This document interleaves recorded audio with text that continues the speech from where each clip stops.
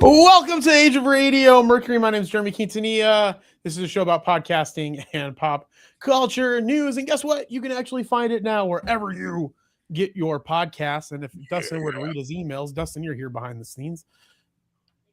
What am I supposed to? If Dustin would read his emails, I would have an X Spaces as an extra feed because we're going to do so much stuff with podcasting. You have no idea. Yes. I'm really excited. Have you guys, before we get started on all the cool news, we have some great news. We have EA starting an advertising business. That's exciting. Jared Kushner owns Electronic Arts now. I don't know if you guys knew that, but Jared Kushner and a Saudi company, they own Electronic Arts. Electronic Arts went private. So I'm excited to see what happens with The Sims. But then there's some also crazy Marvel news. I'm going to have maybe Joey knows a little bit more about that we can talk about as well. And then Rumble. I never thought I would talk about Rumble on here. Do you guys remember the platform Rumble, Joey? Do you remember that platform? No, it sounds familiar. I don't think I remember what it's like. It's a more conservative platform. That's probably why I don't remember it. But yeah, I know that's why I was asking if you knew it or remembered it. But it is doing some reorganization. We're going to talk about that. Jim Carrey's in the news today.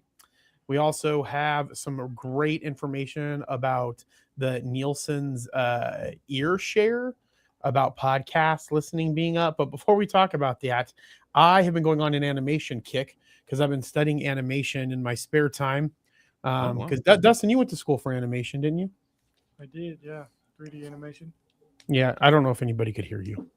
I did, yeah. 3D animation. 3D animation. Have you ever watched what's Dustin? What's the difference? What's stop motion animation? That's like where you would essentially take a camera and you take a figure, you take a picture, right? So it's just like one frame, and then you move it, and then you take another picture. So it's like super tedious, super hard. Well, have you guys ever heard of the box trolls? Yeah. Yeah, I watched that for the first time. That was fantastic. Yeah, and one of my favorite parts of that entire stop motion, which is owned by a company called Leica, it's actually owned by Phil Knight, the founder of Nike. They also did Coraline. That was the animation studio behind Coraline. Mm-hmm. But there's a scene in that where she's trying to explain to the kid who's been living with the trolls that you look people in the eye and you shake hands. And so she says, so you look him in the eye and you shake hands. And so he goes like this to people when he's going to talk to the people, which I found fantastic. And that's why I started that off. But before we go into the news, we got Creator Trey. How you doing, sir? We'll go around the room and see how everybody's doing. We'll start with Trey. Trey, how's your week been? It's been pretty good. Done some work on our prediction website. It is looking fantastic. And I've actually got some of the stuff. I've got the event tracker up and running. So I'm really looking forward to showing you that on our one-on-one next week. And I'm building because I'm so excited for our semi-quintantennial. I think that's how you say it. So I'm building a fireworks type game using open source software. And I'm going to have a whole bunch of fun stuff on that, including a game where you have to complete a entire fireworks showcase. That's really cool. How would you, like, we have to create the showcase itself, like the fireworks show? Yeah. So my idea is lights would follow the horizon line, and you have to click on the horizon, or not on where the horizon line is going. And then, like, if you fail, the show stops. But if you continue, it does like this. I want to try and build like some sort of looping version of our national anthem or something like that, and instrumental. Cool. And just have that play until you finish the entire thing, and just have a huge flag of like sparks at the end. I think it would be really fun. That'd be really cool. You know what I'm really excited about? These T-shirts that I'm making that say "Hanging on like a barnacle on the rock." So Trey, I sent you a message. It's hanging on like a barnacle on the rock. That was what you said, right? I said a rock. The rock works just as well. Okay, so Dustin, go find the image. Do you have that image handy? Dustin's gonna go find something. I want to show it here because this is the first ever T-shirt that I'm ever going to make. Well, I take that back. Joey made a cool T-shirt that I didn't like the vinyl on it, but the image itself was nice, and the T-shirt material was nice. The vinyl's so hot. It's The so vinyl, hot. not it's so hot. It's so fucking. Excuse my language. It's so heavy. I know. So I'm wearing one right now, and I'm just like sweating. Now you're rubbing your boobs.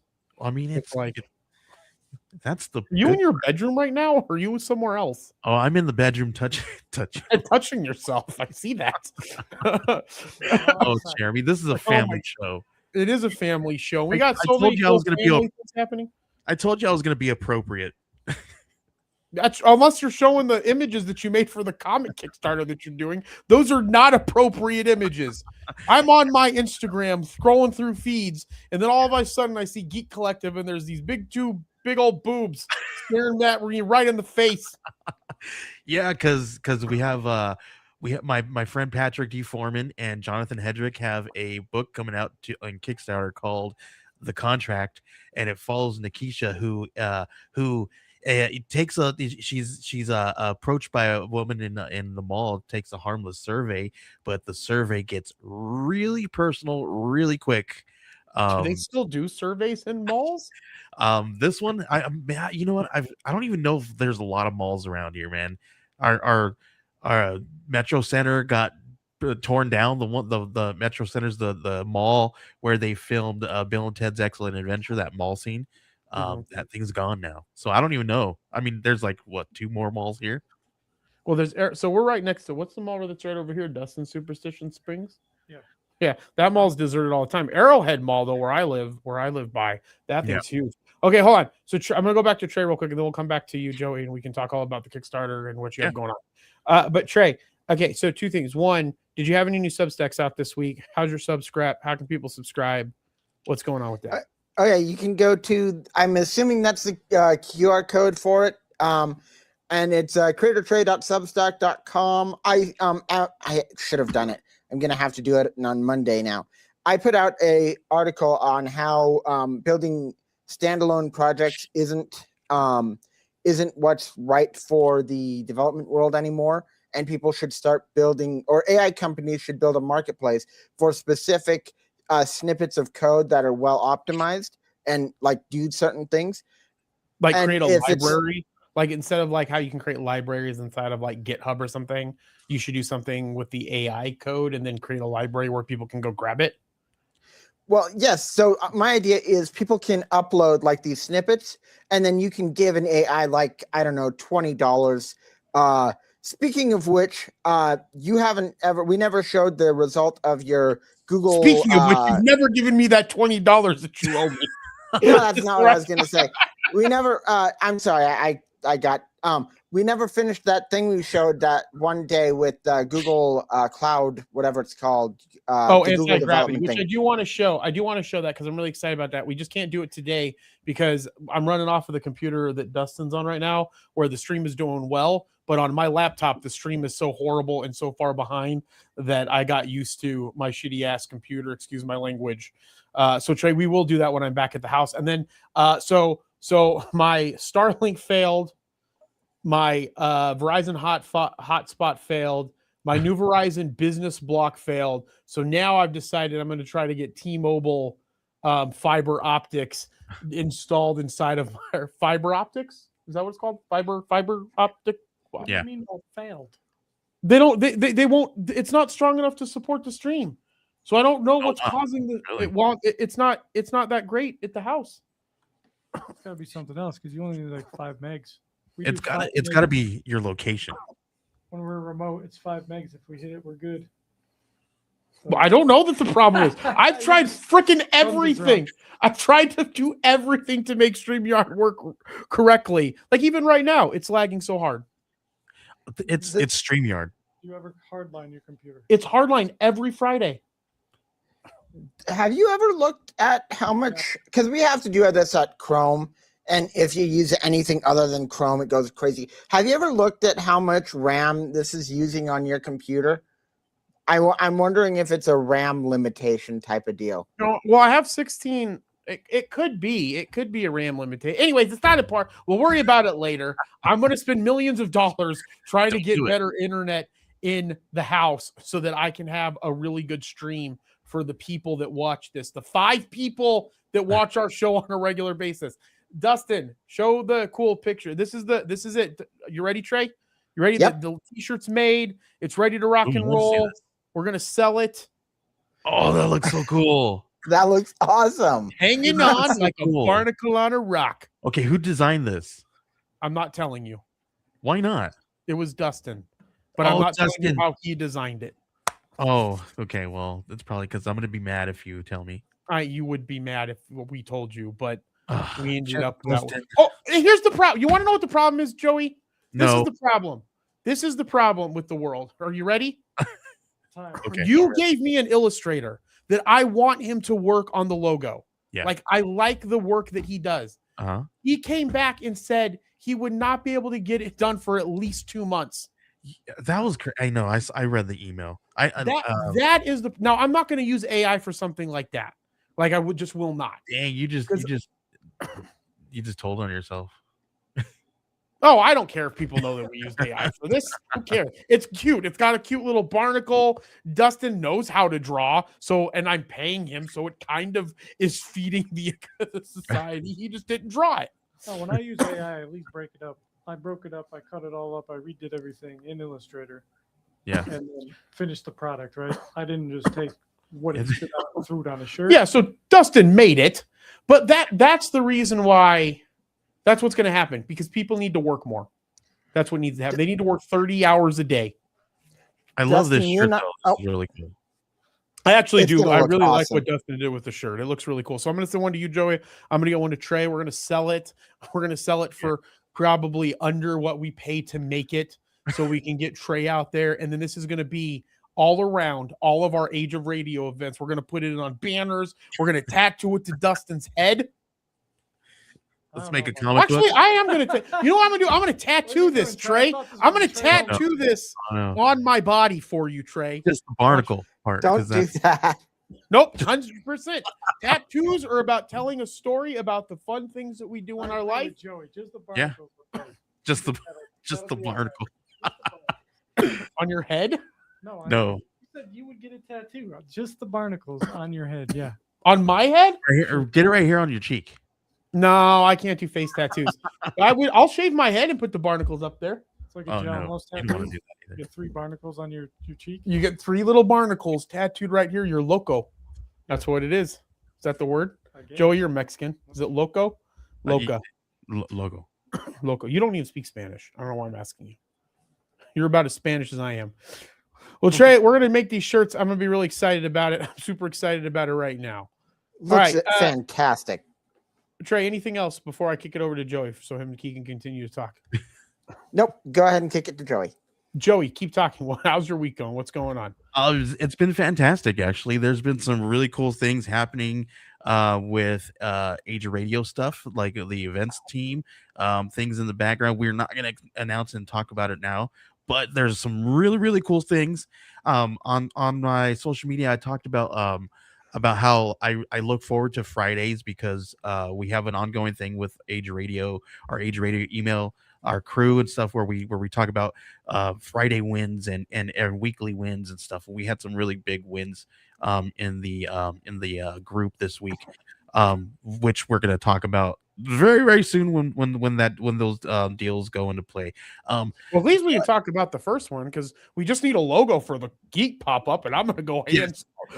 I'm going to go. And then I'm going to go hard on that one. Talking about the logos, The logo. we did have a friend who we wanted to do some logo stuff for.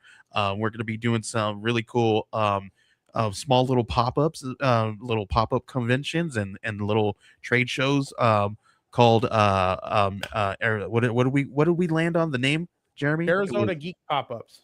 Arizona Geek pop-ups. Your logo looked pretty. Did I you know. use AI for your logo? I will. What I did was I grabbed some. I grabbed a couple of different elements. I put them on, what I did was I put it together on an Illustrator, and it was just really bad. I was like, this looks really. I didn't think it was that bad. Like, Well, we it just was need to get it it really touched crude. up, and then Dustin has to make a bunch of banners. You know what, Dustin? What we need to find, Dustin, that we don't have. We need to find another person that can do that stuff that you do. That we can just reach out to that person regularly and be like, "Hey, can you do this?" and then you just make sure that it gets done. So we need to find a multimedia artist. Yeah, we need a multi. I had one. Surprisingly, Joey's really not surprisingly. I don't know why I said it like that, but Joey, your work is really good. You were really good at InDesign and with your layouts and with your Illustrator stuff that you do. Yeah, do you have any of those images that you could share? Of which one? I don't know, the big boobs. Oh, I do. I got to pull it up on from my computer really quick. But yeah, we're going to start news here in a second, but I want to show this because I think this is great because you put all this stuff together. Yeah, I did. But my computer wants to start being slow all of a That's sudden. right. This is what my computer's doing. It's just spinning. What the heck? Why is it being slow? Like that wasn't slow all in day. this room, Jeremy, is pretty bad. Jeremy, like you jinxed the entire planet. The entire my internet is usually really good too. I've got fiber myself, and now it's not. Now it's being lame, bro. Like I can't pull it up. I blame it on myself. But I'm mainly going to blame Dustin. I blame Jeremy too, because it literally says not responding. Weird, like my files on my computer. Weird. All right, well, we're going to move to news. Joey, how are your kids? How's your wife? How's life? They're doing excellent. They're home. So this is why I can do this today, because we were usually dropping them off or picking them up from school, from therapy and stuff. So we're home. They're home, hanging out, doing good. Two Sundays ago, me and Joey and I and Jinx and Thermo did a podcasting panel at Phoenix Fan Fusion. And afterwards, this guy came up to me, and he was a really nice guy, very sincere gentleman. And he said to me, he goes, "So what are your thoughts on in podcasts when there's all that banter for like 20 minutes at the beginning of it before they start even talking about anything?" And I'm all, it depends on the show, I guess, because all I could think about was this show when I talked for like 30 minutes about nothing before we actually start getting into the actual news. But I think that's what makes podcasts fun. I agree. Yeah, what happened? What just happened right now? Some of the most awkward silence. Yeah, I was like, what is that? What was the silence that happened today? There was like that silence after CJV said he was going to have to start stripping again. I think he mentions that a lot. I think that he wants to strip is how I feel about this. I think he's going to say it until it's okay. Yeah. He's going to say it. If you guys don't know, I do the New Wealth Transfer podcast at 12:15 on the 324 Academy channel. And then I also have my Age of Jeremy podcast feed, so go check that out. And then I'm going to try to get Joey to do more podcasts because podcasting is the best. Yeah. Okay, let's go over to some Marvel news. So Joey brought this to my attention. Marvel Comics hasn't paid Jonathan. How do you say this guy's name? Jonathan Glapion. Okay, so Jonathan Glapion says Marvel Comics still has not paid him for the covers delivered months ago before deadline. Greg Capullo publicly backed Jonathan Glapion, calling the non-payment outrageous and saying Marvel ignored efforts. Reports also suggest that there's going to be some Disney layoffs, including Marvel administration cut, maybe slowing freelancer payments and responses. With Jonathan Glapion still awaiting payment, wider concerns are growing over Marvel freelancer pay and support. So my question, Joey, because you probably know more about this than anybody here, so do you know this gentleman in this situation? Do you know more about this story? So I don't know too much more about the story, but I do know I don't know them personally, right? But I worked with them years ago when I was working at Phoenix Fan Fusion, right? I am part of the talent relations crew, and part of what we do is we grab some of the comic creators and we take them to their panels, and then we help them and make sure that they are good at their tables. We make sure that they're set and everything good, right?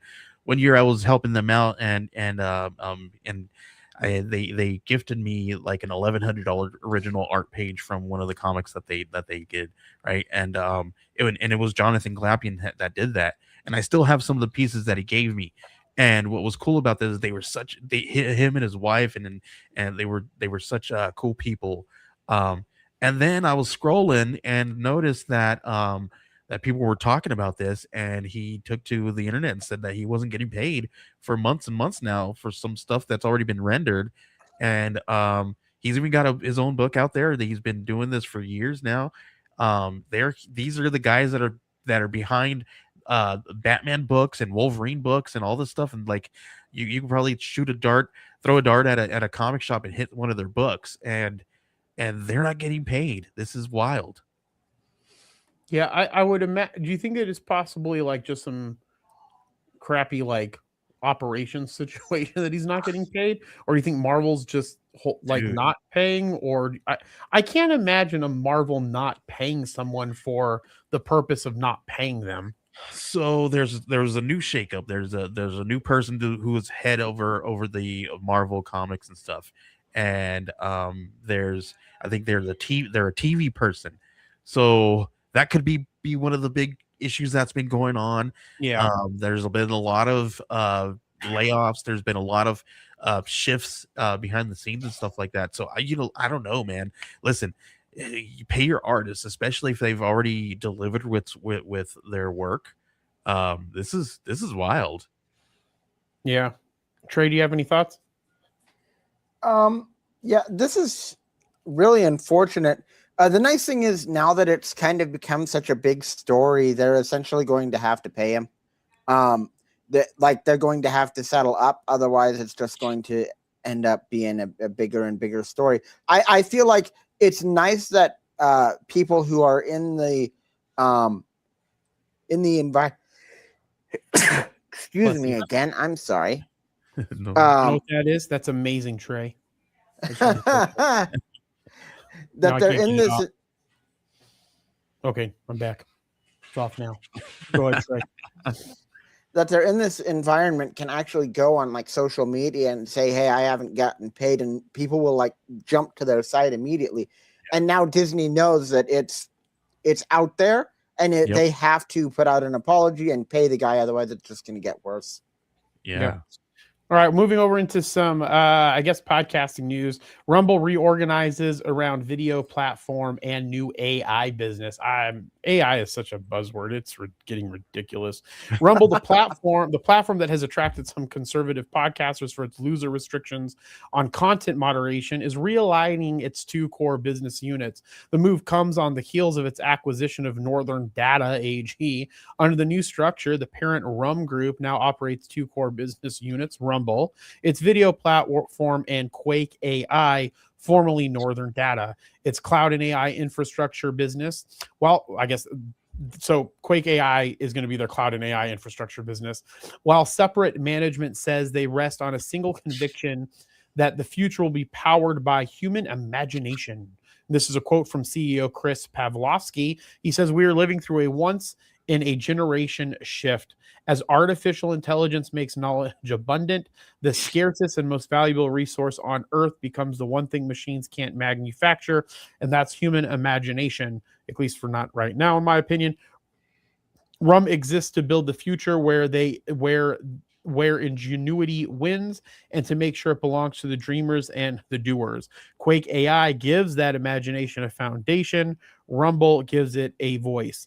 As traditional video platforms like YouTube have frustrated some conservative podcasters with threats of demonetization or deplatforming, Rumble over the years has emerged as an alternative. When Dan Bongino returned to podcasting earlier this year, the conservative host and former federal law enforcement, that's because he didn't make it as a, well, never mind, federal law enforcement official made his video podcast exclusive to Rumble. So I guess my question is, Quake AI being the new side of the business where ideas are built, explored, and scaled to the edges of agentic compute. So essentially their thought is that you're going to use AI to engineer things, and then you're going to use whatever you create utilizing the AI to then build content.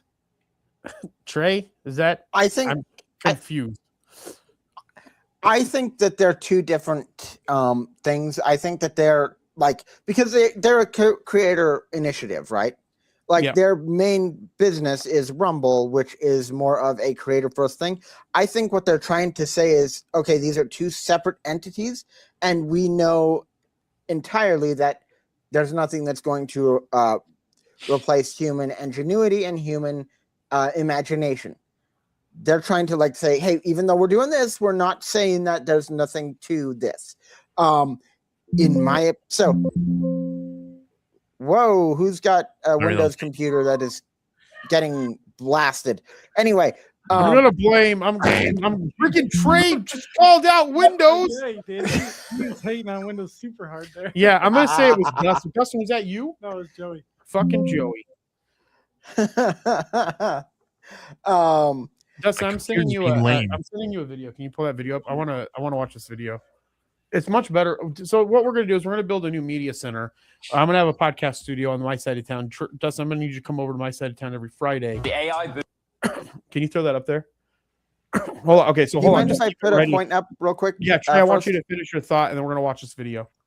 Okay, so this is, in my opinion, one of the things that's going to drag the most companies down is the switch to AI.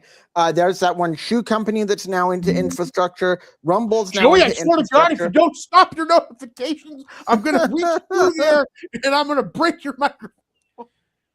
I'm just playing with you, Joey. Go ahead, Trey.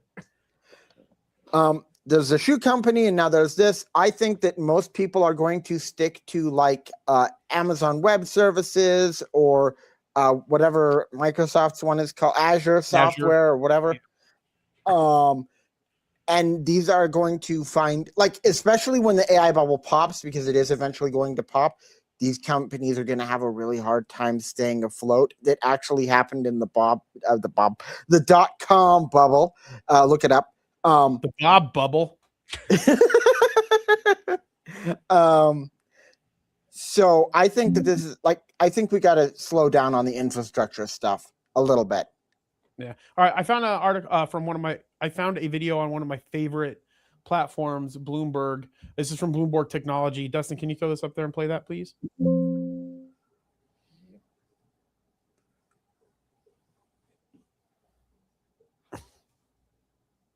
The AI boom is fueling an intense race for the infrastructure behind it. Rumble, best known as a video sharing and cloud services platform, is looking to capitalize on that trend through its acquisition of Northern Data and the launch of Quake AI, a new platform combining cloud, compute, and AI infrastructure. Joining us now is Rumble CEO, Chris Pavlovsky. There is a lot here. Let's unpack it all. So the company is going to change its legal name to Rum Group. This is based on the close of the acquisition of Northern Data. Let's go back to the genesis of the idea. Like, why you did this, what the opportunity was. In 2013, but it was in 2021 where we took on our first investment. And that was, I guess, around March, April of 2021. And the idea was that we had to build our own infrastructure. And we did that over the last 4 to 5 years. We built our entire infrastructure for Rumble to sit on.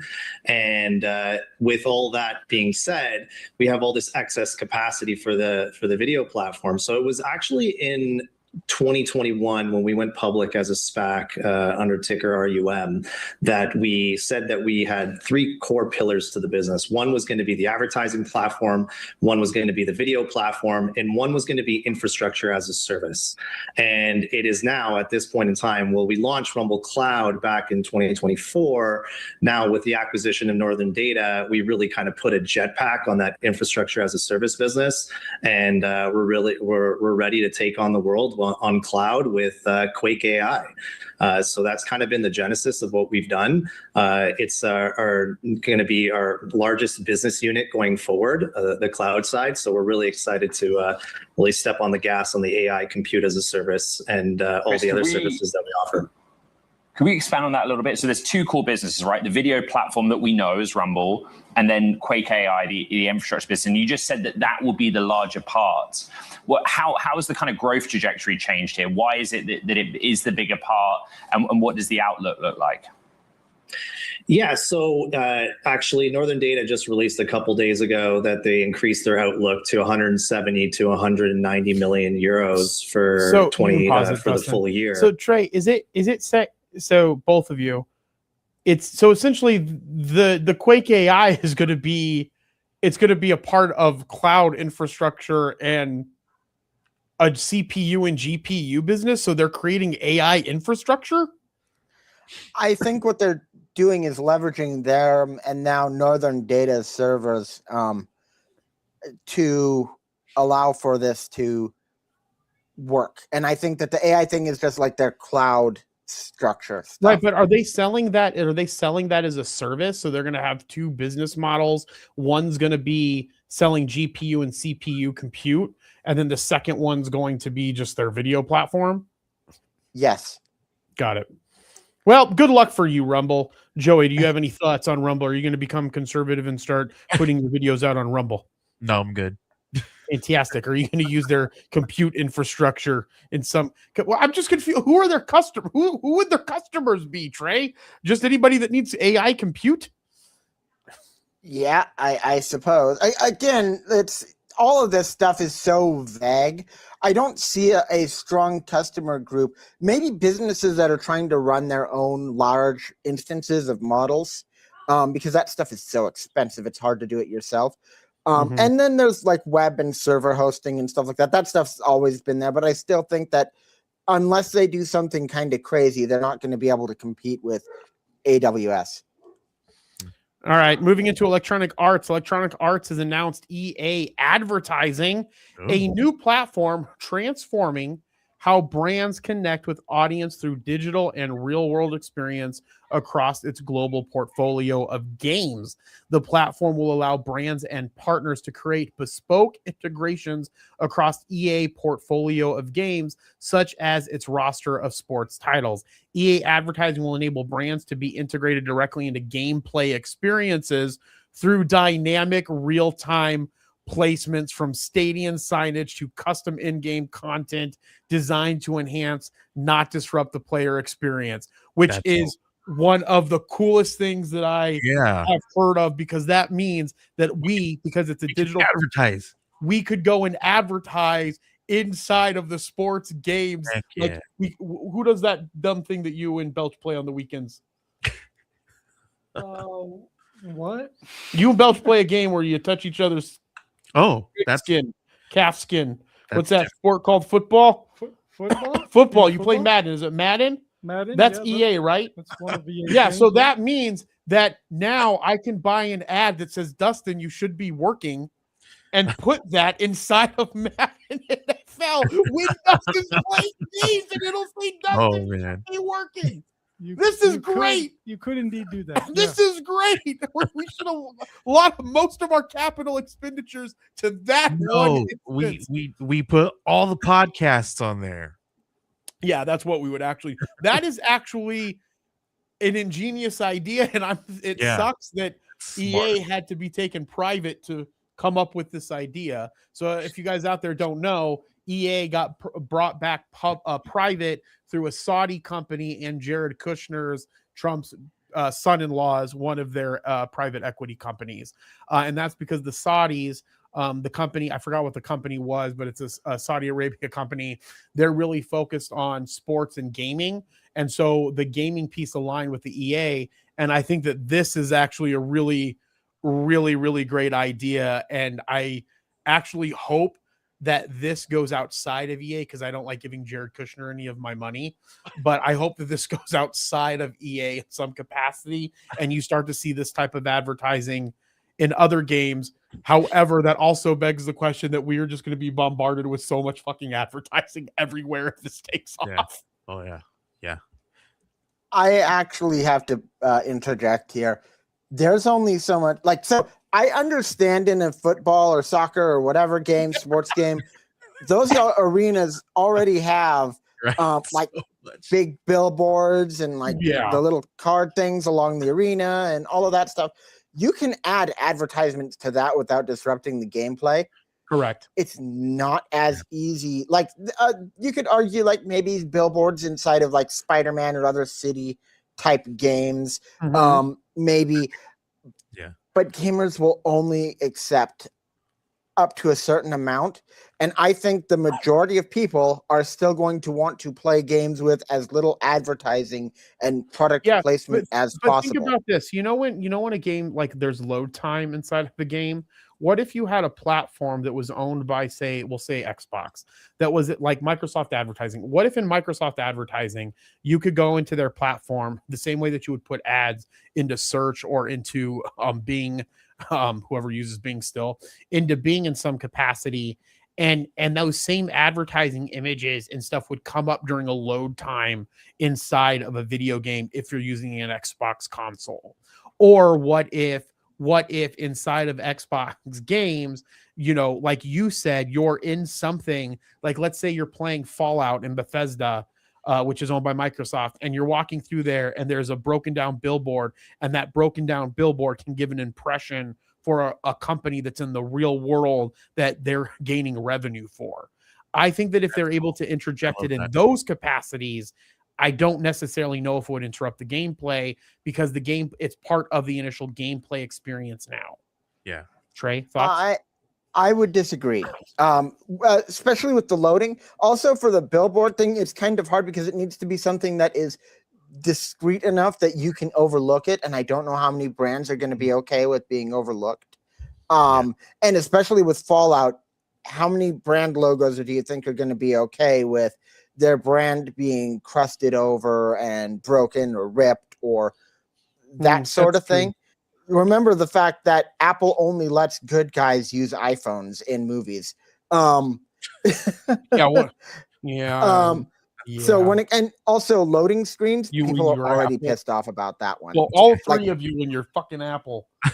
Because we're the good guys. I think advertising would be more subtle, though. We're the good guys. A horror game, you're walking by, it's like a soda machine, and you could put your advertisements on it. Yeah, you know what I mean. I think that's fantastic. Yeah, but I think that this is a really good introduction into self-service advertising platforms, because I think that the more that technology moves towards self-service advertising, like Itoshi reached out to me for Age of Rating and is like, we need to find a way for people to self-serve up their advertising. Well, we don't have a platform, but we could come up with a web script or something that's on a website where they could give us all the information for the advertisement, and then we could start interjecting it into where we specifically have it.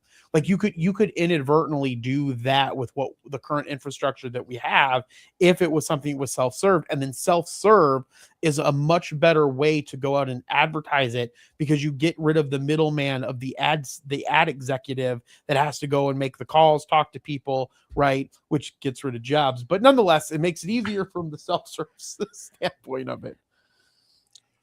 Two more points, if that's okay. Yes. First, I think that this would be better if you can to put it into a free-to-play game. I think that players will be more, even if it's on loading screens and stuff, people will be more understanding at that point. It's free to play, whatever. And then also, I think that this is a really good opportunity for advertising. I know for myself, I don't like it's best if it doesn't interrupt the experience, I guess. Well, yeah, and in sports, it's definitely going to be very beneficial, because that exists already inside of sports. Yeah. All you're doing. Oh, go ahead, Joey. How cool would it be to incorporate it into the playing experience for like football or like the sports games, right? Because they are part of that world, right? They sell advertising on their jerseys and their helmets and their locker rooms and things of that nature. Like, couldn't we sell that space on there? Yeah, or like on NASCAR, you could have have it where like the NASCAR car, or I don't know what's that other, the European one. Mario would know. F1. F1. You could have something where the F1 cars are advertisements, or your advertisements on there along with the main brand. The only problem is that you would want to make, I don't know how they would do that with the main brand, allowing your brand to be right next to them, depending on if it's a brand that other brand doesn't want you to be next to. But the developers. How cool would it be if you could buy a piece of that branding, put it on there, and then it happens in the real world too? You know what would be cool is if we could get Bel. I didn't see Belch was on here. Belch put up. Whoa, touching what? You guys are touching your pig skins or something. That's all right. Me and Chuck got these mushrooms. We sometimes touch tip to tip on these mushrooms. Oh, we do a little tip to tip. It's a tip to tip moment, and we touch our tips together on our mushroom tattoos. This is a family. Brand was not listening to this podcast today, Trey. It's a pretty bad podcast. Yeah. I mean, it's a good podcast. Yikes. It's a good podcast. You know what would also be cool? We could put up hanging on like a barnacle on the rock creator tray on all of the cars. We could put that up. That Oh, could be there you go. You know what? We should do that. In fact, I'm going to make a billboard, a digital billboard, and run $100 to it a month of just hanging on like a Barnacle on the Rock creator In tray. EA And Sports? people just be drive. No, just drive. They have digital billboard signage. And what's the company that we used in the past? Billboard One, or what's that called? I don't know. Nope, no clue. Oh my God, this guy. All right. Well, anyways, moving on. Before we get into some that guy? podcast news, let's go over to Joey. Joey, do you want to talk a little bit about what you have going on with the Kickstarters and deep dive that for a few moments? Yeah, sure. Right now we are advertising. Well, we're getting ready to launch a Kickstarter with my buddy Patrick D. Foreman. He is done the Black Cotton. Remember just got picked up by Wiseacre Comics. I don't know, Jeremy, a while back. I don't know if you remember when we were at when we did remember. Yeah, when we did one of the cons, we sat next to the guy from Wiseacre Comics, and you interviewed him, right? Oh So- yeah, I love that guy. They picked up remember. So they picked up Remember, and it's going to be out in shops very soon. So you guys will be able to go and pick up Remember from Patrick D. Foreman in comic book shops very soon from Wiseacre Comics. So very, very cool. And I'm hoping, because they really like to design their stuff themselves, I'm really hoping that they like our designs and they're just going to keep it, and they just want us to slap their logos and such on there. And if that's the case, then I will be credited on there. Otherwise, it'll be somebody brand new designing it. But it's a fantastic team. The same team on that one is on this one. I think I dropped the link in the chat there. This one's called The Contract, and this is a sexy book, right? It's an NSFW. It's 18 plus. There's mature themes, and yes, Jeremy, you were right. There's a lot of scantily clad women here. Some sexy books, but this one follows. Because nerds make all of these books. I'm just saying. Yes, and we're dungeon crawlers, guys. So this one follows Nikisha, where a harmless mall survey pulls her into the contract, which is a web of secrets, manipulation, lies, and murder. This one follows her as she goes. I got a longer synopsis here, where she takes a brief survey where it turns deeply personal very fast, and she's offered an opportunity of a lifetime. Sign the contract, and your deepest desires come true, which will be leaving her rich. You got covers A, B, and C there, and there's going to be 3 of each. There's a nice, spicy, and a hot one. The hot one we aren't able to show you because it's topless. So it's really hot. It's really what kind of contract is this woman getting involved in? Oh, you don't even know. Listen, there's some pages on here. I think I dropped 4 or 5 pages on there. That's literally all the cleanest pages that we have in this 28 to 32 page book. Everything else is I'm going to say it here because we're not on the Kickstarter page advertising this. It's like a porno, dude. Seriously, when I was like, I can't work on this thing during the day when my kids are around. I have to work on it late at night, and My it's lord. it's crazy, dude. Literally, this thing is like, woo. Anyway, but that's not what it's about. It's about the mystery. It's about the murders. It's about the manipulation, the twists and turns. It's an absolutely wild ride. It's written and co-created by Jonathan Hedrick, who has done the contract, or who has done Spill Blood and the Recount. Very cool stuff. Definitely want to check this one out. All you got to do is go to Kickstarter.com and type in The Contract, and you'll be able to find it there. Perfect. Thanks, Joey. All right, Trey, what do we have going on in Age Radio this week? I'm going to be out of town next week, so I think we're going to do our spaces in a couple of weeks. We weren't able to do it yesterday, which is my fault because I was super busy. But Trey, what else is going on in the community, sir? I think next week on Tuesday is our gaming thing where we play Discord games. I did not get to a trivia question this week. I will do one this coming week. I will get that done. But if you guys are interested in any of this stuff, you can go to discord.com/ageofradio. We also have, and now it's going to be the last Thursday of the month, we're going to talk about everything in one go. So we're going to do a bit of a longer space, and we're going to talk about WWDC, Summer Games Fest, Xbox, PlayStation. It's going to be it's going to be an extravaganza. Jeremy, have you had a chance to watch any of that stuff yet? I have literally not had a chance to do anything. Fair enough. It's been very fantastic.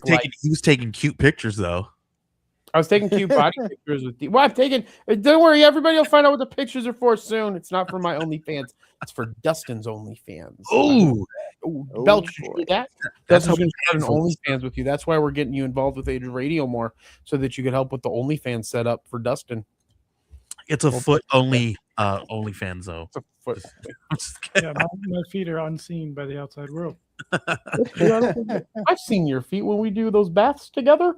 But they're so white that you can see all my veins through the top. I told you this was going to be a clean show. I know it is a clean show because of the bath. All right, moving over to some podcast news. Weekly time spent with podcasts are going up. This is from Edison share of year. I said Nielsen's earlier. Correction, it's from Edison. This is one of my favorite things that I'm subscribed to, is getting share of ear data, because again, radio and podcasting and audio is never going away, and it's actually looks like podcasting is growing. Let's see what they define a podcast as. New data released by Edison Research at SSRS today shows that Americans are spending almost 4 times longer with podcasts than they were 10 years ago, and that's probably because they're using video as a podcast. But this year, Americans are now spending 812 million hours each week.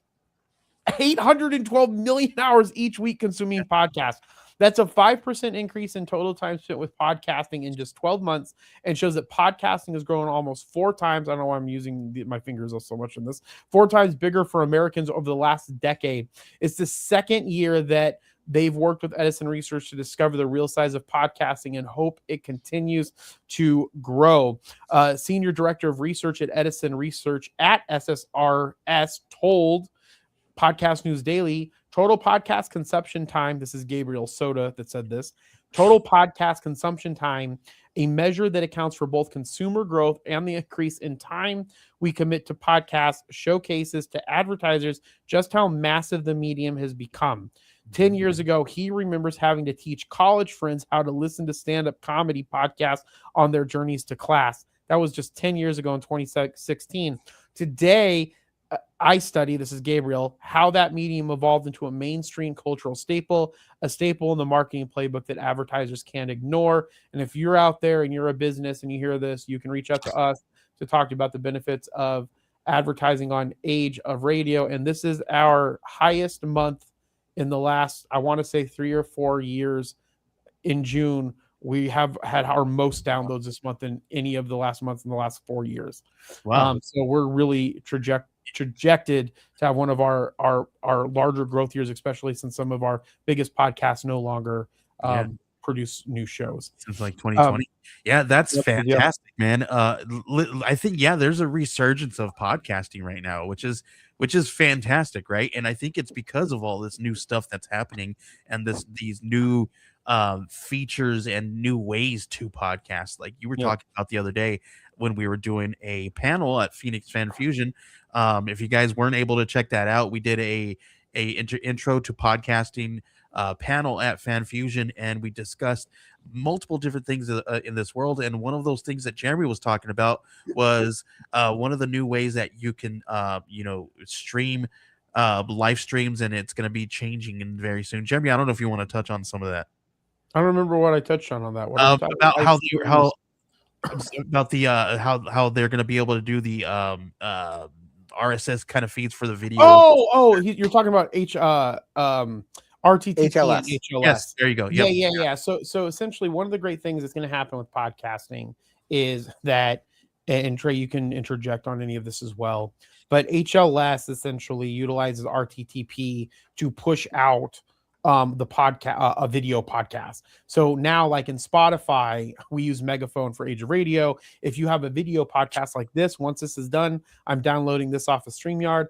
I'm uploading it into Megaphone. Megaphone's going to push this out as a video, but then it's going to push it out vis-a-vis the RSS audio feed everywhere that the RSS feed is showing up.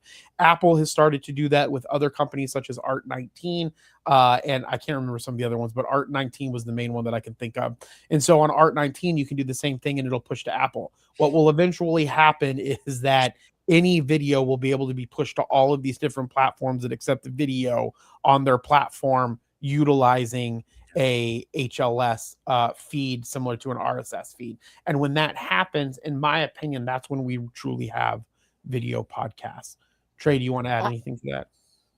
Yeah, I'm really happy that this happened because we get to stick it to our arch enemy Spotify a little bit, because they were going to try and host the videos themselves. For the longest time it was, hey, if you want to do video, you have to do it our way and it can't go back on it. And now it's like, oh yeah, in a couple months we'll do HLS. Because Apple and the rest of the industry was like, yeah, we're not going for that. Let's actually roll out a video thing that actually respects podcasting roots rather than trying to turn ourselves into YouTube. And that's all I got. Yeah. Listen, I love you, Spotify. Don't cut my service. I hate you, Spotify. That's all I have. That's just a statement. That's my main statement. I don't necessarily hate Spotify. I think they've done a lot of great things in that realm. I just think that there's things that they could be doing better. And I feel like Spotify is a company like Twitter was before Elon Musk took over, is that it was just had so much expense waste. They have so much cash that they were just wasting it in areas that they could have consolidated, better manage their expenses, and they could give more money to the content creators. They could manage certain things better. Like I was on Spotify the other day testing and looking at stuff for when we launch our podcast app. And I'm just thinking of like, I'm looking at it like, why are they doing it? This is ridiculous the way that they organize certain things on there. It looks like a kermuffle fuck of content. Like there's kermuffle fuck. Kermuffle. Oh my God. Anyway, moving on to YouTube. That's a new shirt. All right, YouTube. I don't know what this shows. How listeners find new shows. Okay. YouTube is the most popular way to discover new podcasts, according to new research from Sounds, Profitable, and Jar Podcast Solutions. 61% discover shows via either YouTube or social media. However, different platforms vary with different ages. The data is a free download if you want to go look at that data. So, Trey, I know that you have an argument. How do you think that if YouTube is the number one place where people find podcasts, does that mean that every podcast should be on YouTube, and should it be a video podcast, or should it not be that way? Or I get, because your argument's always that the reason why Spotify fails is because they're trying to be too much of YouTube, and YouTube's too much of a behemoth for anybody to replicate it. It really is too much of a behemoth to replicate it, but it's one of those things where you can do a video podcast. It's going to cannibalize your reach on other platforms, because you're not going to have these people going to other platforms, and you're getting, and that can be good or bad, because, you know, YouTube actually has better creator monetization than Spotify does. I don't know about Apple, but yeah. So that's one thing. I think just having anything. So like I keep saying, one of my favorite podcasts is the Comfort Zone podcast.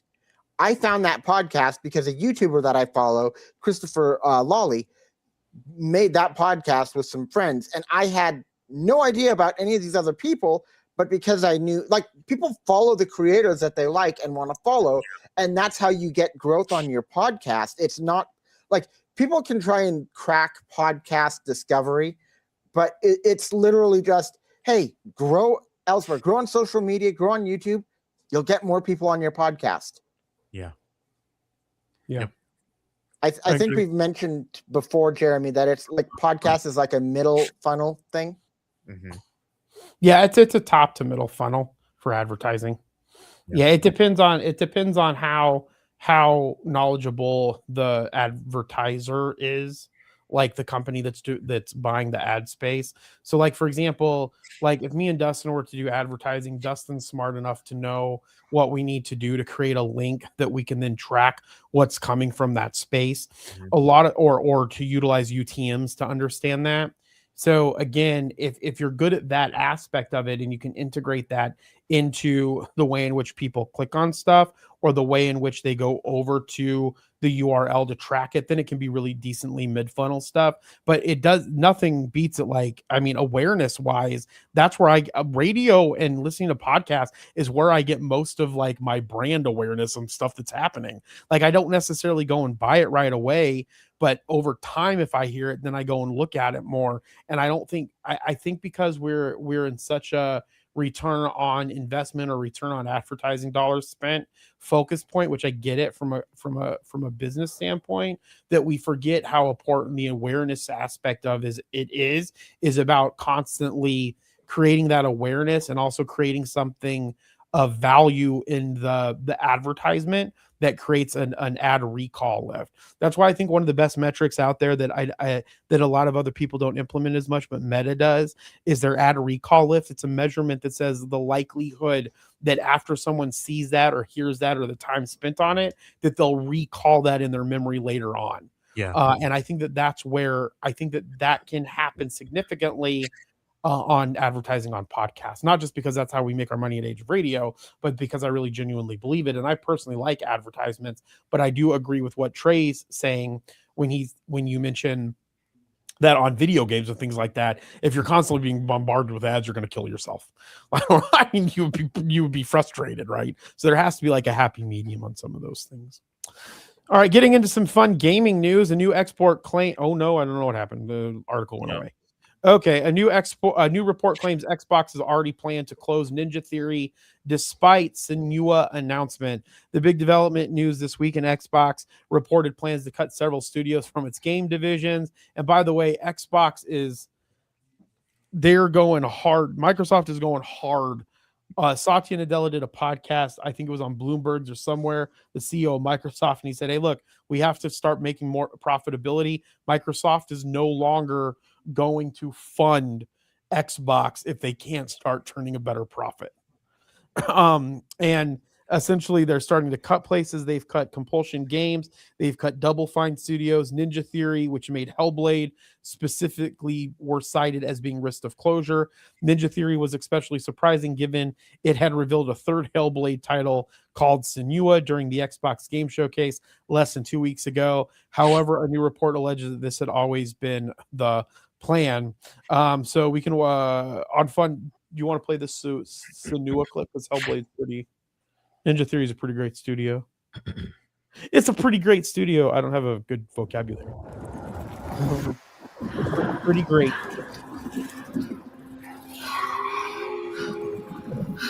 You buried your wounds, left your people behind, believing time would see them heal. But what is left in the dark sickens, and some binds cannot be broken.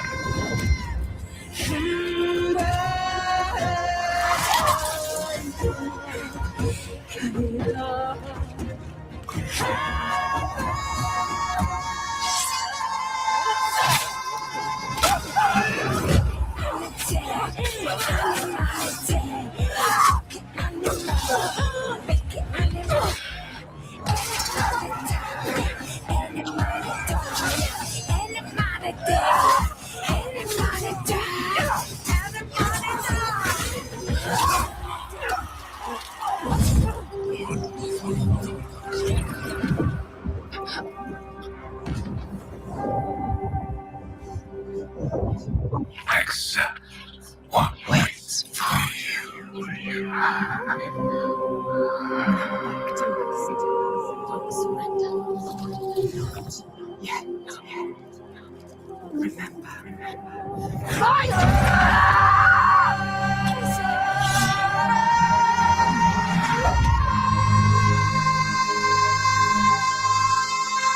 Well, that's pretty good. Senua was announced as the third Hellblade game, but it's billed as a full-on action adventure title with an increased emphasis on combat. It is scheduled to launch in 2027 for PlayStation 5, Xbox Series XS, and PC. Neither Xbox nor Ninja Theory, Compulsion Games, or Double Fine has publicly confirmed any of the reports regarding their status over the last couple of days. However, The Verge reported earlier this week that Ninja Theory has already been closed and is currently seeking a buyer. Dustin, we should buy Ninja Theory. Oh man, Got to sell some keys. I heard his eyebrows say no. You heard what? I heard him say, Your he's like, eyebrows say no. he put his Let's eyebrows see, down. you need a game studio. Let's see here. How much is Ninja Theory I think selling? we have enough to focus on. No? How much would? Yeah, well, we can make Joey do more. We No, can we pay got- Joey. We can have this money pay Joey. Joey can run it. Yeah, pay me, but like we have a lot going on. Oh, this is. I looked at an article 2 days ago. New Hellblade project was bait for potential Ninja Theory buyers. I wonder how much you think Ninja Theory would sell for. Trey, what do you think? If I had to guess, I would say probably somewhere in the range of like 500,000 to maybe 100 million. I honestly have no idea how popular they are. So Microsoft paid $117 million for Ninja Theory back in 2023. Okay. So my guess would be it would be 250 to 500 mil easily now. Unless it's a private, unless there's a private equity. Like if we had that kind of money, I would go and try to buy it, because then we could integrate the gaming. Because my dream is for an everything entertainment app. And one of the things that we don't have integrated into applications are gaming. There is so much great mobile gaming out there that once we buy our own gaming application studios and integrate them into our own podcast app, imagine listening to a podcast, being on a podcast, and then seeing a game that you could automatically play because you have a subscription to the podcast app, right? We're in a realm where we need to move to some form of an everything app, or at least an everything media app in some capacity. I don't necessarily need to be like everything, but I feel that we're moving more into that realm. Multimedia. Yeah. I love that. Yeah, that'd be cool. That's just my idea. I don't know. I'm going to make Dustin work more.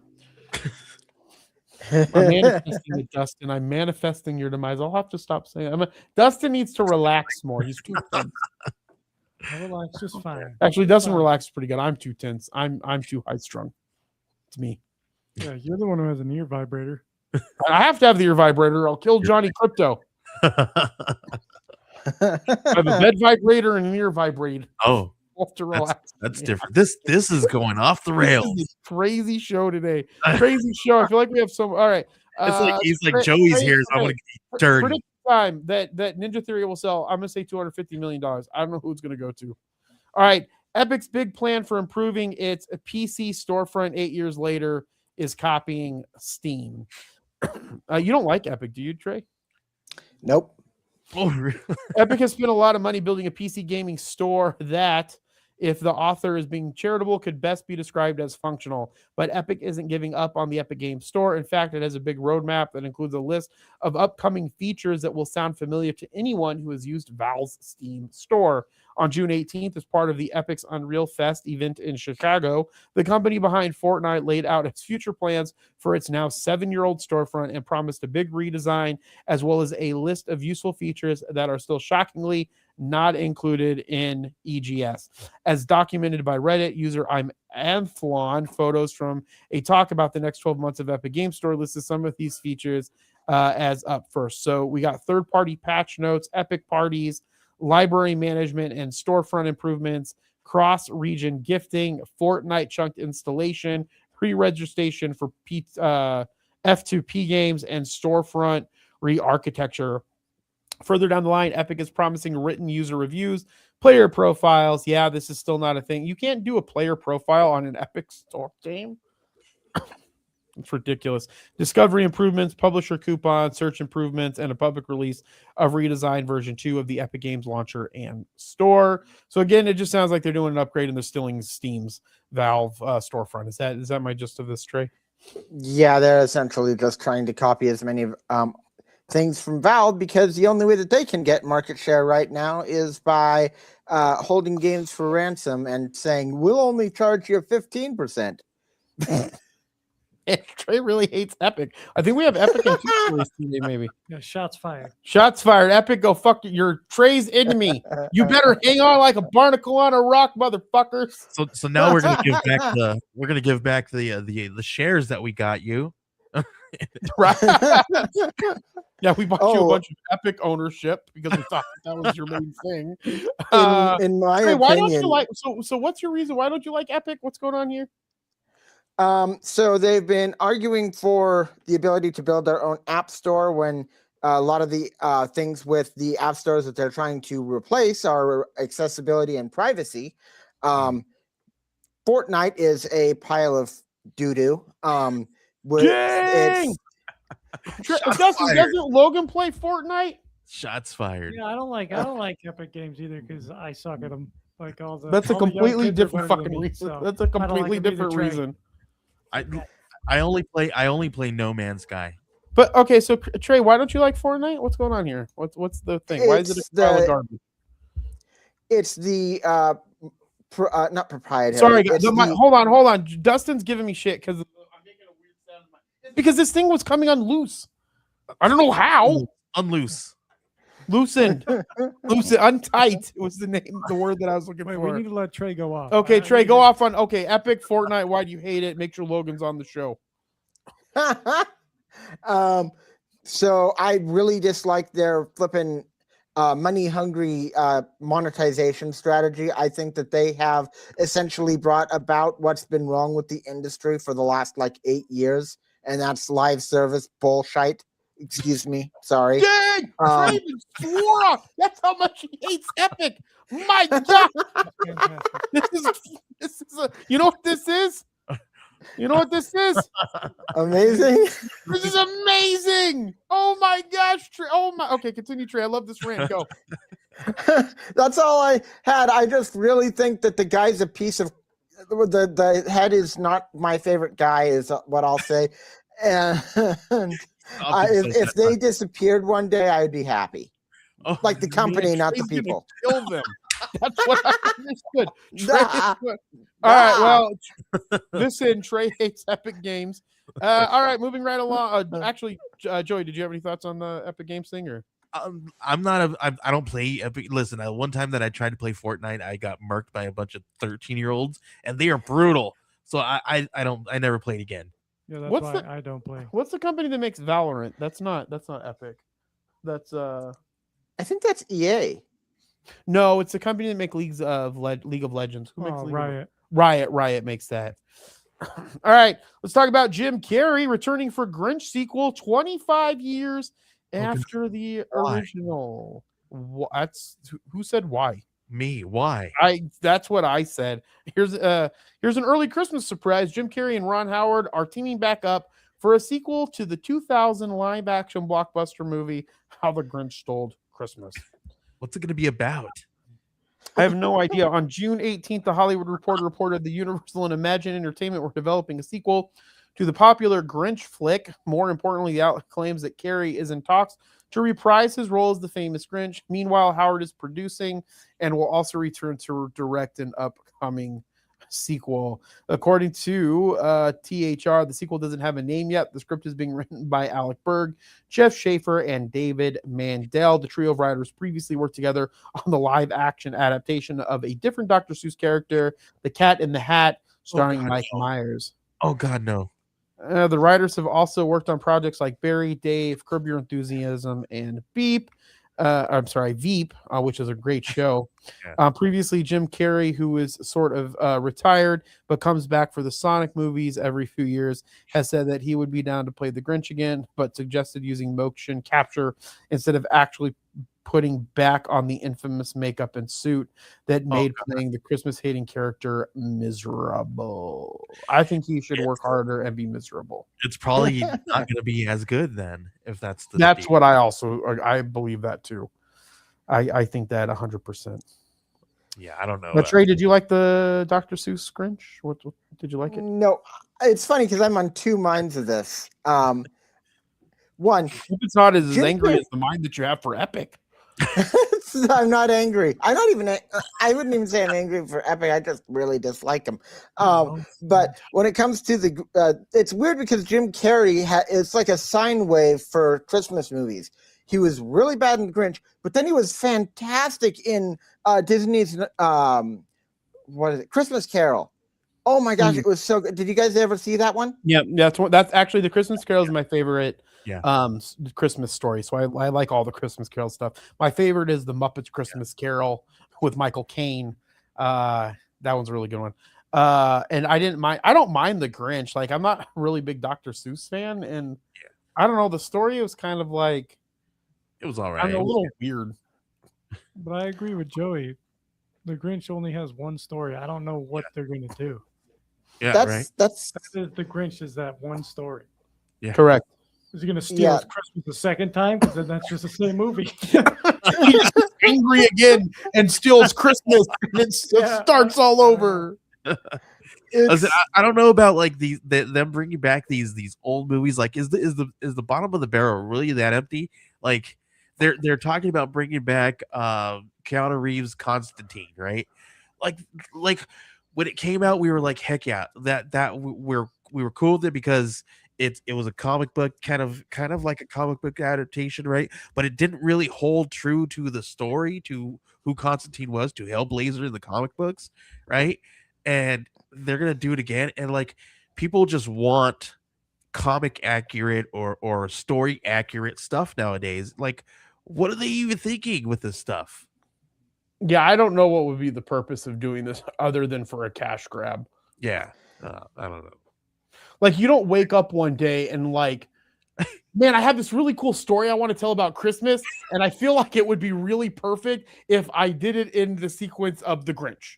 Yeah. Like, you know what I mean? It's like they came together and they said, we need a Christmas show so that we can get some money for Christmas time because we haven't done. Like, no one's waking up and being like, my Christmas story that I want to tell needs to be told through the eyes of a Dr. Seuss Grinch Christmas. Now, I would be cool with like maybe a Christmas special, right? Like that, like a one-time Christmas special that brings them back and then they do some fun thing like that.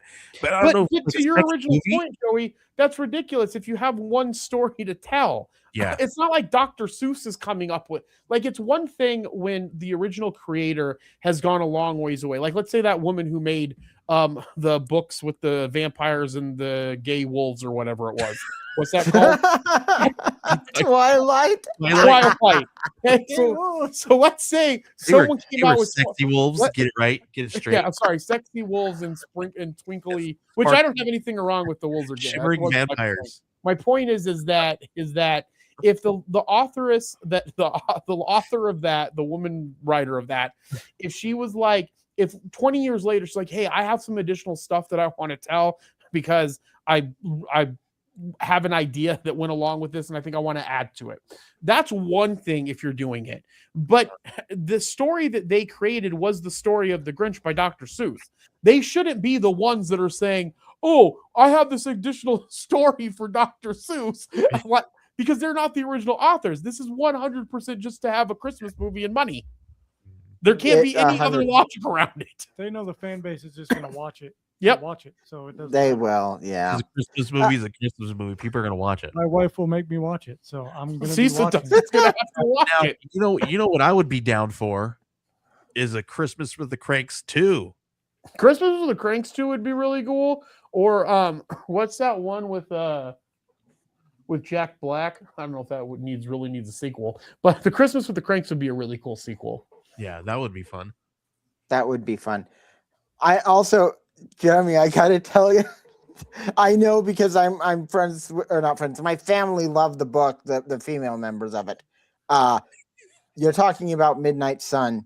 Like, she did exactly what you were talking about. And that's okay. I don't think that there's a problem with that. It's the same thing if I have a story and 20 years later I want to add to that story, or if the Harry Potter woman wanted to add more stuff to Harry Potter.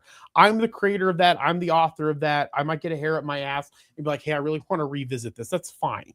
I just think it's weird when someone who has nothing to do with it in any way whatsoever, and there's not another story. If Dr. Seuss was around and he was like, oh, I want to tell this additional story of the Grinch, but maybe I'll go to the people that made the movie and have them make a sequel and I'll help them write it. Absolutely. That would be cool. Yeah, All right, well, it's weird. I don't know about that one. That was definitely a cash grab. It is. It is. Oh, 100% a cash grab. All right, I don't know what's going on with the internet. What's the next article we have? What do we got left? We have the next version of Unreal Engine. Isn't that by who makes Unreal Engine? Epic. Epic. Okay, let's see if we get. Okay. Oh, look at this. Look at this image. Trey, look, it's Unreal Engine plus Unreal Editor for Fortnite plus AI equals Unreal Engine 6. After teasing last month, Epic has announced that the next version of Unreal Engine will continue the company's publicly derided efforts to shove AI-powered tools and features into more of its offerings.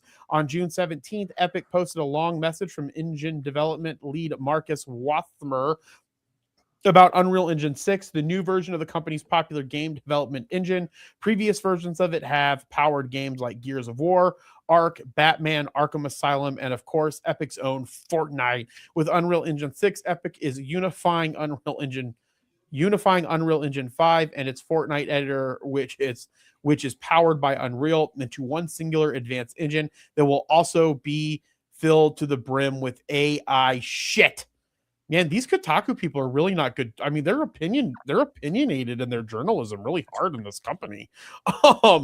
For UE6, we see large language models, generative AI models, and tools like Claude and Codex playing a central role in helping you build content faster while maintaining the creative control you need, said Wassmer in his blog post on the Unreal website. A big part of our effort is going into exposing a broad set of engine capabilities through the MCP protocol, so that developers can mix and match the best leading edge models and build custom integrations of all sorts on an open Unreal Engine 6 MCP foundation. We are also improving the Epic Developer Assistant as an optional turnkey solution available to all by default. I guess, well, Trey, we'll start with you because you love Epic so much. Okay, so I actually don't think, I'm getting really tired of the anti-AI sentiment, not by the people I know, but by the people who are just kind of trumpeting it all over the social media. Me? I'm sorry. I don't think I've never seen that. I do it everywhere I go. This is actually, the nice thing about this is it's going to allow people to kind of experiment and to do stuff before they actually dive in. Because my big thing with, I'm going to go into a bit of a side tangent. Is that okay, Jeremy? Do we have the time for that? We sure do. We have 12 minutes-ish left. Okay, I'll try and be quick. Do a 10-minute rant, and we'll talk about Brazil for 2 minutes. Okay. I'll try and be quicker. So when I did my fireworks site that I'm building, that has all the fun stuff layered onto it, I first started and I said, use open source packages because I didn't want to rely solely on the AI stuff for particles and fireworks, and make it a very basic editor, and using on the website. It did that. It did a very basic editor with a color picker, and then I slowly started adding features on top of that to match my expectations for the thing. It's been my design the entire way through. I've just been telling it what to do, and it does it. It's never been, hey, what do you think a cool idea for this would be? That's what people can do with this as well. So I have no problem with this. And a lot of the other stuff that they're not talking about, incidentally, is they have new lighting systems, and the NPC can now react to changes in lighting now. Like they can get more nervous or startle easier or all sorts of really cool stuff. And the AI thing is just like a development thing that's going to make this somewhat more streamlined just to start. And I think that that's really good. I really don't think that the Gen AI thing is as bad as people make it out to be. And I really am not the biggest fan of Epic, but I don't think that this is a problem. I think using it in that aspect, in that facet of where in gameplay, the NPCs are going to react differently to different things and different scenarios that you incorporate into it. I love that idea of using AI for that. But in the art world, human art comes from a human heart, period. But what if the human art comes from utilizing AI and the way in which it can tell AI to create the art? They are stealing from people that they are training it from, and they are not giving them any kind of royalties or any kind of payments. But If what they about where? But what about paid, in the this would case? be a different story, right? But what about the case with Adobe Firefly, where they are only using people that they pay to train their AI? Listen, if you're going to be training it to pay and be paid for it, listen, more power to you.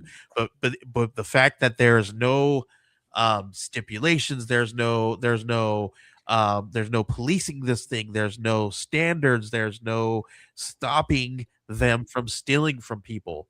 I think we need to implement some kind of standards and some kind of blocks in place that stop them from stealing from other people.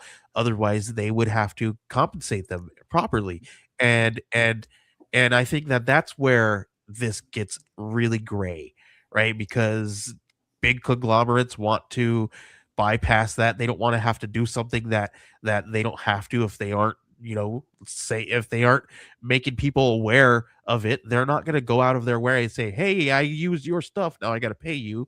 Right? And that's unfortunate. But the fact that they are not compensating people from the fact that they're stealing from art to train these different engines, I just think that's wrong. Can I make? I don't want to turn this into a big AI thing, but I wanted to make a point. Is that okay? Sure, please. Okay.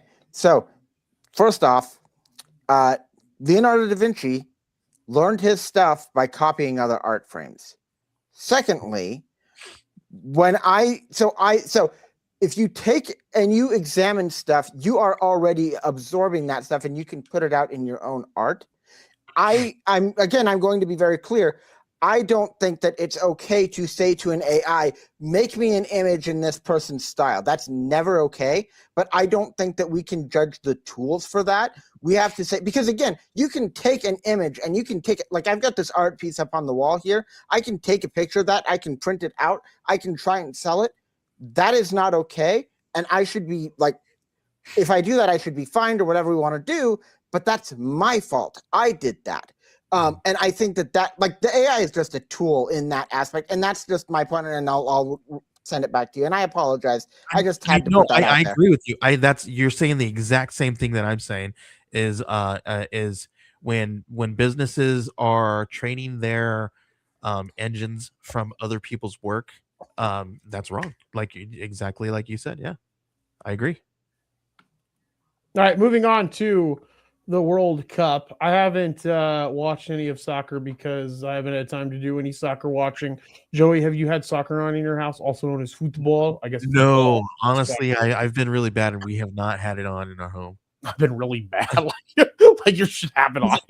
Well, it's the thing to do right now. Everybody's all into it. It's like a big, huge, fun thing. It's like, isn't it the first time that we've had we had a World Cup in America, right? Or no? Yeah, it's in North America. It's across Mexico, Canada, and here in the United States. In fact, I think someone's playing in Boston here soon. Or I'll look at Dustin because he's from Boston. He's not really from Boston. So just because of that, that's just a freaking cool thing. But no, I've not. I've been so busy working on the Kickstarter page that I've not been able to do anything. Trey, you been watching football or soccer? Sports? No, I haven't. Sports aren't really my thing. I can't really see what's going Sports on. Ball. So anyway, hundreds of thousands of international visitors descended on the United States for the 2026 World Cup. Many are documenting more than just the action on the field across TikTok, Instagram, and other social media platforms. Fans from around the world are sharing their reactions to uniquely American experiences, from sprawling supermarkets and self-serve ice dispensers to oversized pickup trucks, fire engines. This is some of the weird things that they're using to describe the United States. Fire trucks, pickup trucks. ice dispensers that are self-serving, and ginormous supermarkets. The videos have become a viral subgenre of World Cup content, offering Americans a glimpse into how everyday parts of life in the U.S. appear through the eyes of foreign visitors. Many visitors have expressed surprise at convenience Americans often take for granted, including free ice. Who has free ice? I want free ice. I think they're talking about like the ice in the soda machines. Yeah, like the soda machines. 24-hour retail options. I would give fucking anything to have 24-hour retail options here in the United States. I don't even think freaking Walmart or not in the United States, in a freaking Arizona, our bookstores close at 8 p.m. Well, the Walmarts stay open. Do they stay open? The one by my house closes at 11. They don't close. They don't stay open 24 hours anymore. Yeah, Dustin. Dang, too many people robbing them. Yeah, I think they listen. They were like, I would like closing down early during like the pandemic, and they just never kept it. Yeah, that's what the pandemic. If the pandemic was engineered in any way, that's what it was engineered to do. So I can't have 24 options to go places and buy shit that I don't need. I guess I could be wrong. I go to bed at 9. So Yeah, it's true, Dustin. You go to bed at freaking 9 o'clock every single night, like a 90-year-old man. Actually, you get a lot of efficient stuff done because you get your good sleep and rest. So that's good. All right. So we're real quick before we go. So first, Trey will go. What's your favorite thing about America that people should highlight if they're foreigners? Oh, that's a really good one. I've been loving this so much. I've been just like, America. I'm like that all the time. That's why I have a big pickup truck and a flag and a gun. Oh, no, he doesn't. I just like, yeah. But let me think. Something that they should try. Biscuits and gravy is one that I've seen other people talk about because to us, it's what's that? Biscuits and gravy is amazing. Oh, it's so good. And to them, it sounds weird because a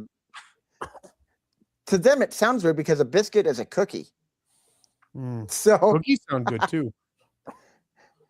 Okay, so if you're watching football and you're here, get biscuits and gravy. Okay. So Joey, what's your? Oh, Jeremy, where'd you go? Oh no. Where'd you go? What's my what? I don't know what he was going to ask me. I think he was going to ask what you would recommend to people who are visiting the country for the first time. If I would recommend the Mexican food. No, just kidding. That's hilarious. I've actually heard people say that because it's not like actual Mexican food; it's like Tex-Mex. But yeah, I've heard people. What would you actually say though? I would probably tell them to guys. I don't know what happened, but our whole podcast studio just shut down. Oh, like in the middle of it, like it was the stuff that Dustin was running. The whole thing just shut down. So luckily, I had it on my laptop. Oh, so Joey, what was the thing? We answered it for you really quick. Mine would be like, I said Mexican food, but it's America, but we're in America. But I don't know, like. What's American, right? What do you? I don't know. That's do? why I wanted to ask this American, question. right? Like, what would be an American thing that we have that other people don't have that would be like, you should do this thing? Probably all the different foods. Like in America, we have. Listen, this is one thing that I've noticed going to like different states, that's a good point. Different states. There's always really good food everywhere, right? So no matter what you want, if you wanted like Thai food or Mexican food or Italian food or anything, you could literally type into your phone and find it. And that's one of the things that I really love about America is that we can just type it in and find some really good food. Yeah, that's actually one of the things that I think that makes America so great. And at the risk of being upset to the people on the right, but I feel that the thing that makes America so great, I feel the thing that makes America so great is our immigration. I think that's one of the most beautiful things about America, that I can go and have interactions with people from Korea, from China, from Mexico, from El Salvador, being in Arizona, for the Philippines here in Arizona. Like our ability for the multiculturalness and having multiple cultures, that I think is one of the biggest things that Americans take for granted, to be honest, is that we have access to understand more cultures than most other countries do. And instead of embracing that, Yeah. What the heck's happening? Instead of embracing that, I think that we take it for granted. So if you're from Mexico, you can be in America and you can learn things about other cultures that you might not have in Mexico or Brazil or wherever the case is. That's what I'm going to say. That's my thing. Is our immigration is what makes us so amazing. Yeah. Agreed. And for fun, hold on. And for fun, what Dustin? What the hell is going? Dustin's trying to fix the thing and shit keeps happening. And I'm gonna Trey say your thing, and then I'm gonna end this in response to the UFC presidential fight. Go ahead, God. Trey. Oh God. Oh dear. One of the favorite things that I've seen people react to is American barbecue. Flipping, what do you call it, pork belly or like that sort of stuff. They're blown away by it. Also ranch, but yeah, back to you, Jeremy. Yeah. All right. Well, I'm gonna end it with this. So make sure you follow Joey Galvez at 1984 and Creator Trey. Usually I give it to them, but for fun, I'm gonna say this: that Donald Trump is a woman. There you go. There you go. That's how I'm ending this. There you go. I do have one thing that Jeremy, I don't know if you want to show it. I have the cover of Archetypes 3 in the Facebook. Oh yeah, show it. I don't know if we can show it. I don't know. Can we pull it up in the Facebook chat? Yeah. Well, no, I can't pull it up in the Facebook chat. Can you throw it in the private comment? I don't know. No, and my internet's being weird too right now. But let's see if I can share. Will it let me share my screen? Oh, it will. Look at here. I can do this. Here we go. Boom. Here we go, Jeremy. Here's the cover. That's sick. The official cover of Archetypes issue number 3. Woo! You guys saw it here first. And Donald Trump's a woman. There you go. You guys don't know what I'm referencing. Don't look on social media. I know what you're referencing. I know. That's my response. Good. And you know what? JD Vance is a transvestite. Jeez. We're going to get some heat for that. Jeez. Let's not. Whatever, who cares? I just like messing with people. Whatever. Yeah, the transvestite community is going to be pissed off that I lumped JD Vance into that community. That's what's I know. That's what I was going to say. I was like, I don't want to support him, so I don't know if I want to say that because I support him. All right, guys. Well, this has been another episode of Mercury. Follow Joey Galvez at Joey Galvez 1984. Follow our main co-host, Creator Trey, everywhere, Creator Trey. Follow me at Age of Jeremy. You can listen to my new segment, Markets Raider, comes out on Tuesdays and Saturdays, and it will be becoming its own feed here soon. But right now, you can watch it on listen to it on the Age of Jeremy feed, and then my main podcast comes out on Wednesdays now on the Age of Jeremy feed. So make sure that you follow that. Follow Creator Trey on his Substack. Check out Geek Collective from Joey. And with that, as I always say, be thankful, grateful, and kind. And we'll talk with you guys soon. Bye.